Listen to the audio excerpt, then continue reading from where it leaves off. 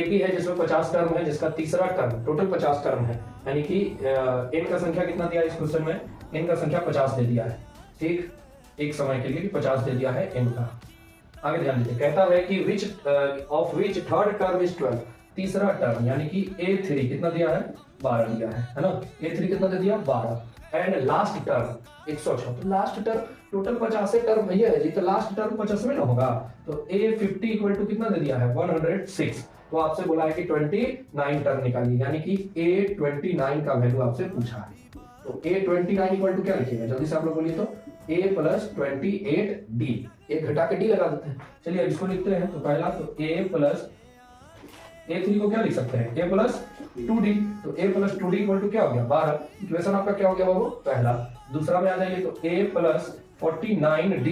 Equal to आप क्या लिखेंगे 106, इक्वेशन क्या हो गया 2। अब क्या कीजिए कि सेकंड इक्वेशन में से फर्स्ट इक्वेशन को क्या कर दीजिए घटा दीजिए, है ना, सेकंड इक्वेशन में से फर्स्ट इक्वेशन में से सेकंड को क्या कर दीजिए घटा दीजिए, तो घटाइएगा तो साइन यहाँ पे क्या हो जाएगा चेंज, ये कैंसिल हो गया, ये कितना हो जाएगा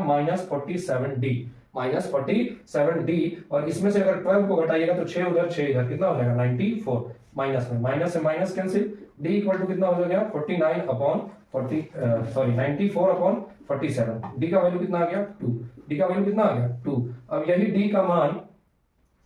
पुट D इक्वल टू 2 किसी भी इक्वेशन में रख दीजिए, इन इक्वेशन फर्स्ट ही में रखना आसान होगा, क्योंकि A प्लस 2D, D की जगह पे 2 बराबर कितना है 12, तो A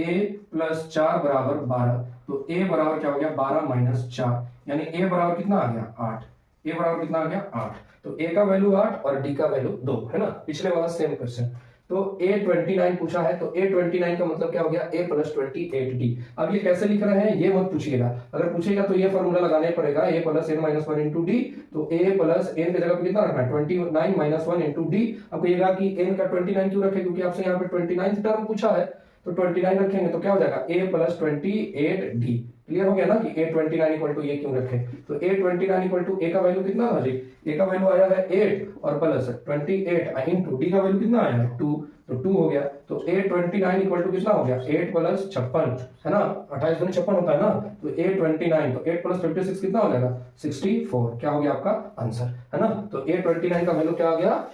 60।